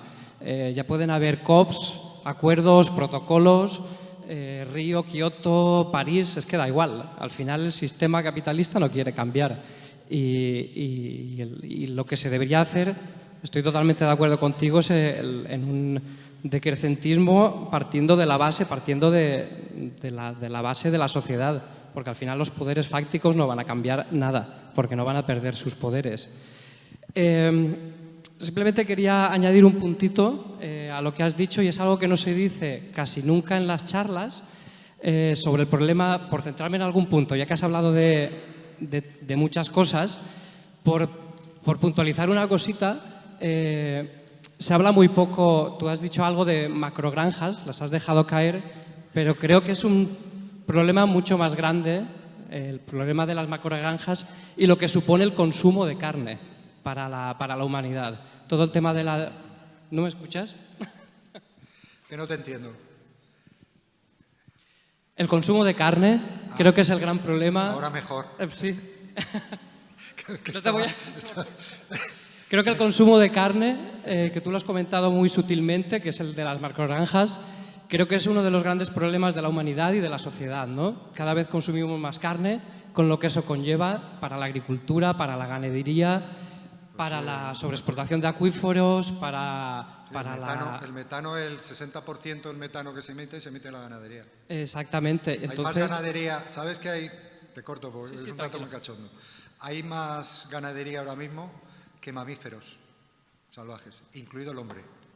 claro, y hay pueblos que hay más reses que personas viviendo en No, en pueblos. general, en todo el planeta. sí, En pero- masa, en biomasa, ahí va más biomasa de mamíferos rumiantes, nada más, rumiantes que el resto de especies. Lo mismo que hay otro indicador que dice, hostia, ahora mismo de 2020, se declaró 2020, hay más peso en elementos artificiales que en elementos vivos. Vivimos en un planeta donde tiene más cosas que células. Perdona, sigue. Nada. Siempre es un placer escucharte. Eso, pues lo del consumo de carne, que al final es todo lo que supone los gases de efecto invernadero, como el metano, la contaminación de las aguas, de los acuíferos, pueblos enteros que no pueden beber agua porque está contaminada sus aguas, la deforestación de los bosques por el cambio de cultivos como la soja o la palma. Creo que al final ese discurso es un discurso bastante incómodo, el del consumo de la carne, porque nadie quiere escuchar que debe de comer menos carne. Parece que si no comes carne es como si fuese una recesión, ¿no? No un decrecimiento. Y para mí yo soy vegetariano, claro, y por eso también tengo este discurso. Creo que es importante que la gente sepa que debe de consumir menos carne, porque la producción de carne provoca mucha más contaminación y destrucción del medio ambiente y de las selvas y de todo el territorio que el consumo de vegetales solamente. Sí, no, yo estoy de acuerdo. No, yo no soy vegetariano, pero da igual. Hay formas de hacer ganadería más sostenible, ¿no? Extensiva, que se puede hacer con la regeneración de pastos. Los pastos es muy importante, porque los pastos también son sumidores de CO2 y tal. Hay formas diferentes, ¿no? Lo que no puede darse es el tipo pues lo mismo que hablaba de la agroindustria, que hay, bueno, y vosotros lo conocéis, es decir, hay fenómenos, en fin, no quiero decir zonas, ¿no? Pero hay zonas que los fenómenos, claro, pues están contaminados. Pues, ¿tú has visitado alguna macrogranja porcina? Pues yo sí. Y saldrías corriendo, bueno, tú seguro que salías corriendo, ¿no? Claro, el problema es que esas macrogranjas pasaron un procedimiento de evaluación de impacto ambiental sospechoso. O sea, el problema es que pues eso, que hay corrupción sistémica. Corrupción no digo de pelas, no, digo corrupción de toma de decisiones falsas, ¿no? Mentir, negar. Hay mucha pasta detrás de todo esto. O sea, claro, tú te crees que la ganadería... Pero es evidente. La ganadería cada vez va a estar... Cuando Garzón lanza la idea, no es gilipollas, no sabía lo que estaba diciendo, ¿eh? Garzón dijo, no, es que hay que consumir menos carne y tal, no sé qué, y empezó a hablarse de carne. Yo sé, yo no estaba en esa historia, pero sé que lo estaba premeditando, ¿no? Aparte de que también para darse un poco de publicidad personal, ¿no? También las cosas, ¿no? Pero puso encima de la mesa un debate que existe en todas partes. Tú vas a Suiza y tiene cada vez más problemas. Lo mismo que el debate voy a hacer otra analogía, pero el debate de los aviones. Aquí no tenemos el debate tan... Pero a un amigo suizo no se le pasa por la cabeza venir a España, es suizo-español, en avión porque está mal visto. Eso va a pasar con la carne. De hecho, cada vez más están investigando proteínas parecidas, el bistec no sé qué, el bistec no sé cuánto y tal, ¿no? Porque la carne es un problemón tremendo con el cambio climático, ¿no? Y es verdad que la digestión entérica pues está provocando problemas del metano. Es un gas tremendamente efecto invernadero, tremenda, mucho más que el CO2, ¿no? Entonces, inmediatamente, eso hay estudios por ahí, se reduce la carga ganadera, reduces el metano y la posibilidad de adaptación al cambio climático es mucho mejor. Claro, ¿qué va a pasar con eso? Pues veremos a ver cómo se gestiona, porque hay que gestionarlo bien. Lo que bien quiere decir que coma carne solamente la gente que tiene pasta. Pues no, claro. No, es que los temas son complicados, ¿eh? Ya pasa, ¿eh? Ya está pasando. Entonces, pero sí, estoy contigo, que va a ser un gran problema. Pero yo lo que voy viendo es que va a haber cada vez más posibilidades de cultura en Latinoamérica. Ayer me comentaban varios proyectos que hay en Colombia de ganadería extensiva con restauración de pastos y tal. Y bueno, pues puede ser razonable, ¿no? O sea, depende de cómo se haga, ¿no? Y otra idea que tengo muy clara es el tema de agricultura ecológica. El tema de agricultura ecológica va a ser el futuro, ¿no? Porque no hay otro futuro. O sea, más allá de la agricultura ecológica no hay otro futuro. Otra cosa es que a lo mejor los fondos de inversión empiezan a invertir en agricultura ecológica. No lo descartaría, ¿eh? Los fondos de inversión, claro, los fondos de inversión que decía antes en la agricultura, perdón que me enrolle, pero es que se me había olvidado un dato que es importante. La agroindustria, con los fondos de inversión, con toda la que se está montando, problemas de contaminación, problemas de tal, el 80% o el 60% va para exportación. Es decir, nuestro agua se lo llevan los frutos rojos en Alemania, en Holanda, etcétera, ¿no? Ese agua se va vía exportación, se va. Y eso es la agroindustria. Por eso están los fondos de inversión. No son idiotas, claro. Y con las plantas que antes comentaba con Pep, con las plantas una de las cosas que hay yo no sé si podemos seguir o... vale, sí.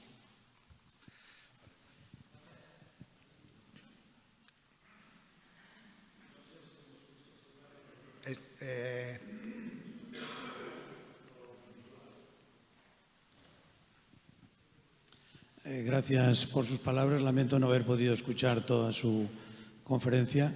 He tenido que salir por problemas personales. Pero bueno, agradecimiento en primer lugar. Y en segundo lugar, cada frase suya que he escuchado merecería otra conferencia. Cada frase suya.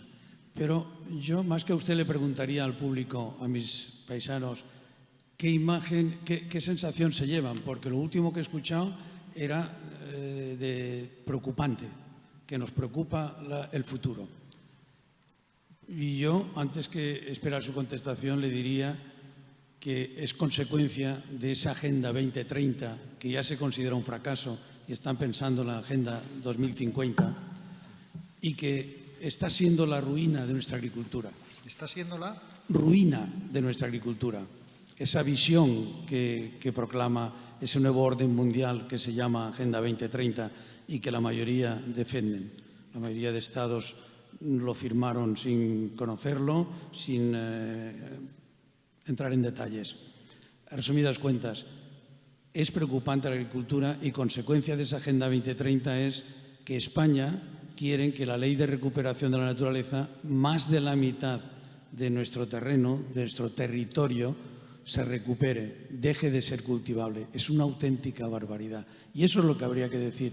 Señores, olvídense, ustedes no van a ser ni jardineros de su propio territorio, porque preferimos que lo hagan los africanos. Y esa es la imagen que hay que decirles la verdad. Usted nos ha dejado preocupados, o por lo menos a mí, pero yo creo que habría que decir claramente cuál es la situación de futuro que nos está generando esa Agenda 2030 con todas las leyes que se están sacando en consecuencia. Gracias. Sí. No, es una buena observación. Fíjate que yo creo que no es la Agenda 2030, ni la ley de restauración, que te refieres a la ley de la Unión Europea, ¿no? Que se ha aprobado ahora, ¿no? A la ley hay una nueva ley de restauración que se iba a llamar de biodiversidad y se ha llamado de restauración. Yo creo que la agricultura, lo que he dicho, no sé si estaba, lo que he dicho es que hay que hacer una reflexión, es muy complicado. Cuando tienes un problema de agua, de desertificación, tienes un problema de agua y el consumo de uso consultivo del agua es el 80%, por tanto la agricultura tiene que estar en revisión. Y tiene que estar en revisión. Y me consta que está en revisión. A veces de una forma más difícil o más dura, pero el futuro de la agricultura no puede ser con el modus operandi que ha tenido hasta ahora. Es imposible. Si es que no hay más pozos ilegales que hacer, porque no hay agua. O sea, el problema, no hay más trasvases, es que no hay agua suficiente. Vamos a ver, tendremos que cambiar la agricultura. La ley de restauración, así como las plantas de renovables, sí que ha habido unas afecciones en zonas de cultivo, que bueno, no han afectado directamente a toda la agricultura, porque bueno, a nadie le han puesto una pistola, es el agricultor al que ha dicho ok. La ley de restauración y las políticas de restauración no está para restaurar espacios agrícolas, está para recuperar espacios. Hace unos años, tú te acordarás a lo mejor, por la edad, porque ya somos maduros, que hubo un plan de reforestación de tierras agrarias, ¿te acuerdas? Hace unos años, de Lírida. Daban bastante dinero. Y el problema, muchos agricultores, yo participé, incluso montamos un vivero de planta autóctona y tal, para hacer restauración y tal. Ese fue un buen intento, pero lo hicimos mal. Hubo unos problemas de marras brutales.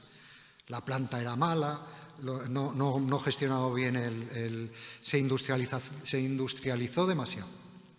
Los agricultores metimos planta donde no teníamos que meter planta, los agricultores decían, no, es que está más primada.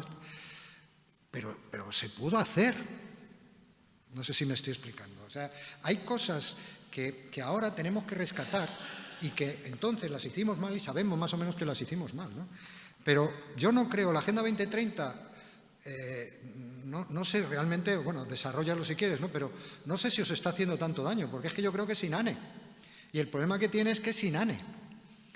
¿Por qué es inane? Porque detrás de la Agenda 2030 no ha habido un cambio de políticas, no ha habido un cambio de modelo.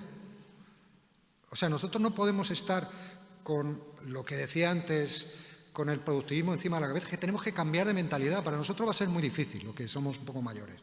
Pero el cambio de mentalidad es un cambio cultural, es un cambio civilizatorio. Es que, por eso te digo que la cuestión no es de un cambio de políticas, no es cambiar la política ambiental por la transición ecológica, sí es lo mismo. Es cambiar de modelo y pasar de un modelo productivista a otro que sea menos productivista. Y el capitalismo no se deja, ¿eh? El propio capitalismo está en revisión, si ellos lo saben. Si el Foro Mundial esto lo tiene clarísimo. Hablan de poscapitalismo, hablan de poscrecimiento. Está viendo que no puede más. Y a mí me lo han dicho. O sea, amigos, que alguno tengo por ahí, de grandes empresas, están acojonados porque dicen, es que no podemos apretar más. Empresas del agua. Una la he citado. Después del último informe de Global Risk, que os invito a leer, es un informe que el capitalismo se dice a sí mismo, cuidadito, que nos vamos a hacer puñetas. O sea, han generado, es el cinismo más absoluto, pero han generado el problema y dice, bueno, vamos a ver, porque la dinámica esa de que vamos a utilizar el cambio climático, la frase esta que me pone los pelos como escarpia, ¿no? El cambio climático como oportunidad de negocio. Hostia, eso díselo a las islas del Pacífico que se han ido todas a hacer puñetas, a ver si hay posibilidades de negocio ahí, ¿no? Bueno, pues todo el proceso de financiarización que se pone en marcha con el Kioto, con el mercado de carbono y toda esa historia, que está muy bien diseñada, muy tal, ha fracasado. Los niveles de CO2 están cada vez más altos, ¿no? Se ha fracasado. Pues el problema es que la Agenda 2030 yo creo que es otro argumento retórico, pero que no va a hacer gran cosa. Somos nosotros los que tenemos que empezar a decir qué es lo que hay que hacer. Nosotros, digo nosotros, vosotros que estáis con la agricultura, decir qué tipo de agricultura, hasta dónde puede llegar la agricultura. Hombre, lo que no puede ser, lo que a mí me decía un gran hombre de la Federación de Regantes, que es que ellos saben perfectamente que están haciendo ilegalidades. Pero Alberto, ya sabes cómo son las cosas. Hostia, no, joder, no sé cómo son las cosas. Vale, eso se puede hacer durante X tiempo. Es que ahora ya no toca, es que no hay tiempo. Entonces yo, que no soy agricultor y no tengo ni pajolera idea de agricultura, de luego mucho más tenéis vosotros, ¿no? Pero yo lo que yo me lo miraría a ver cómo otra forma de hacer agricultura. Porque a no ser que tengas un fondo de inversión que te pone en casa y ya está, ¿no? O sea, esa es otra opción, ¿no? Esa es otra opción. Pero claro, luego sube el precio del aceite. Sube el precio del aceite, vosotros lo sabréis, pero claro. En fin, no lo sé. Si quieres desarrollar el porqué la Agenda 2030, yo es que creo literalmente que es que no ha hecho nada. Se postuló como una opción para cambiar un modelo y lo primero que dice es el paradigma es el crecimiento. El crecimiento puede funcionar en países en vías de desarrollo, dependiendo también. Porque claro, aquí con el decrecimiento tenemos un problema. ¿Hasta dónde decrecen los países, digamos, ricos y hasta dónde no deben de crecer los países pobres?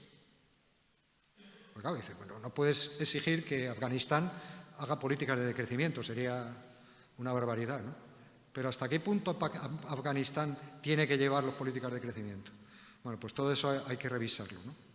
Claro, el problema es, como dice José Manuel Naredo, un profesor de economía que yo le tengo muy presente siempre, es el integrar la economía, el enfoque integrar la economía y la ecología. Y eso se dice así de fácil, pero es una transformación del modelo. Lo que sí sé es que el capitalismo a gran escala está cada vez más preocupado. Y el cambio climático, yo por cuestiones de la vida, extraña de la vida, estuve colaborando, como ha comentado Pep, con Mikhail Gorbachev, y Gorbachev, nosotros teníamos todas las informaciones que estaban manejando, era un tipo muy curioso, y claro, yo teníamos reuniones, yo con él y con él estaba cuando venía aquí a España, que vino bastantes veces, estuvo en la Expo de Zaragoza, ¿os acordáis de la Expo de Zaragoza? Y en el 2004 en una Expo en Cataluña. Y tuvimos muchísimas reuniones con el gran capital de allí. Y el gran capital, lo primero que nos decía es que el cambio climático, bueno, unos te decían que no existía. Y otros, al mismo tiempo que te decían que no existía, esto es rigurosamente cierto, compañero, entonces te lo digo inmediatamente te venían y te decían que si querían, que ellos financiaban Green Cross España sin problema ninguno, de lo que quisiéramos y tal. Eso me ha pasado a mí. Los lobbies funcionan. Se lo dije a Gorbachev y me dijo, ¿quién es? ¿Quién es? Warren Buffett, que no es precisamente un revolucionario, es uno de los más inversores, de los inversores más influyentes y más importantes que existe, este que dice que la guerra de clases, claro que existe la guerra de clases y la estamos ganando nosotros, ¿no? Un rico inteligente. En entrevistas que le han hecho y tal, dice, el gran problema que tenemos es el cambio climático, que lo sabíamos y nos hemos confiado. Eso decía Warren Buffett. Él sigue siendo uno de los mayores inversores en energías fósiles. Os voy a dar unos datos de energía fósil, ya puestos, en confianza. En un informe que hemos hecho por Alianza por la Solidaridad y una ONG que estoy colaborando. A nivel español, más o menos, los tengo por aquí, pero vamos, más o menos, para que quedéis con la cifra. En España, la banca, entre el año 16 y el 22, financió 50.000 millones de euros de energía fósil. 50.000 millones. A nivel internacional estaban hablando de 300 billones de euros en energía fósil. Y más cachondo, el Estado español en el año 2022 financió con 23.000 millones en subvenciones a las energías fósiles. Era un año especial, Ucrania, etcétera, 23.000 millones. Claro, o cambiamos eso, o no, ni cambio climático ni leches, es que esto va lanzadísimo. Perdonad que haga digresiones, ¿no? Otro tema que sí que quería comentar, que he estado comentando también contigo, el tema de las renovables, ¿no? Que, claro, fijaros el problema que hay, fíjate que hemos luchado todos mucho por las renovables, pero claro, ya sabéis esto de renovables sí, pero no así, pues claro, porque no puede ser que, primero, hay un cambio de tecnologías, es decir, no puede ser, el 80% de la energía sigue siendo energía fósil ahora mismo. O sea, la energía que utilizamos es energía fósil, no es eléctrica.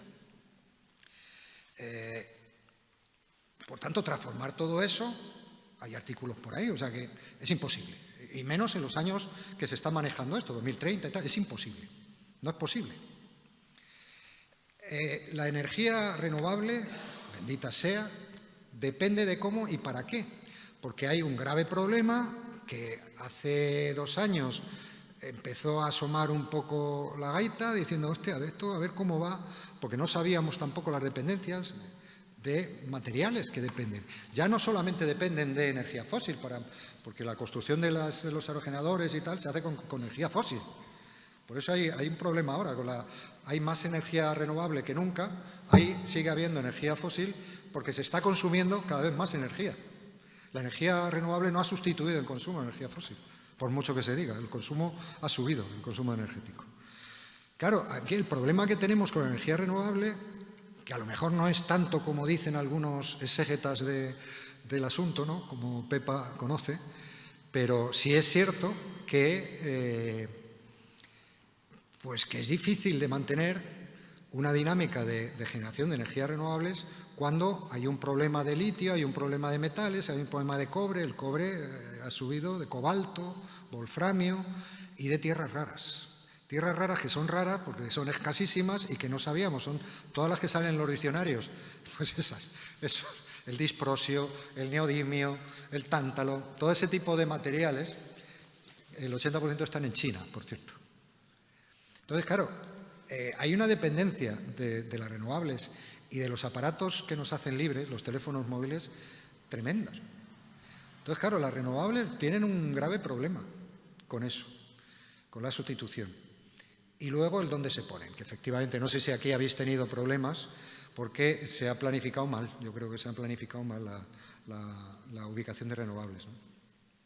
Se ha dependido demasiado de las empresas, dónde ubicar las empresas, con concierto con agricultores, casi siempre agricultores, no se han sondeado otras posibilidades, terrenos degradados, etcétera, que podía haberse utilizado y, bueno, pues está siendo un problema, ¿no? Pero el enfoque es que sencillamente hemos cambiado. Dice, bueno, donde había energía fósil ponemos energías renovables. Y no, eso no es posible. No es posible. Lo que había que haber hecho es, vamos a ver cómo ahorramos energía, con esta energía a ver cómo podemos hacer generación distribuida, es decir, autoconsumo, cómo generar esto, cómo utilizar estas tecnologías, porque estamos hablando, insisto, en uno de los sectores que más empleo generarían, en un informe que nosotros participamos y que se murió, era un plan de rehabilitación energética, hecho con comisiones obreras. Generaba un montón de empleo y el ahorro era brutal, ¿no? El ahorro energético, ya digo, un 40%. Bueno, me estoy enrollando, pero en una historia que participé también, que estaba vinculado al deporte, el deporte como un elemento de sostenibilidad. Entonces hicimos unas auditorías en grandes, fue en Madrid, en grandes polideportivos. Y el ahorro en agua se podía ahorrar hasta el 60% de agua, que era enorme allí, claro. El 60% se podía ahorrar y en energía el 50%, hecho por una empresa que contratamos el proceso. O sea, el ahorro energético tiene unas posibilidades tremendas, tremendas. A lo mejor hay que vivir con menos luz o acomodarse de una forma, no con menos. A lo mejor no hay que acostumbrarse a tener, es que digo chorradas, pero es que es así, porque consume más la refrigeración que la calefacción. Eso ha pasado ya últimamente en los últimos años, ¿no? Pues a lo mejor hay que hay que refrescarse de otra forma y no con petróleo, ¿no? En fin, hay que cambiar de vida. Eso no necesariamente implica una pérdida de calidad de vida, pero tenemos que empezar a pensar en algo así, ¿eh? Me dicen cuando digo esto la leyenda del buen salvaje, ¿no? Bueno, jo crec que estem molt a gust, però ja és prou tard. Jo no sé si donar una última pregunta molt curteta o tanquem ja. Pues tanquem ja. Os he matado ya, ¿eh? Gracias por todas las Nada, ideas gracias y a vosotros. información.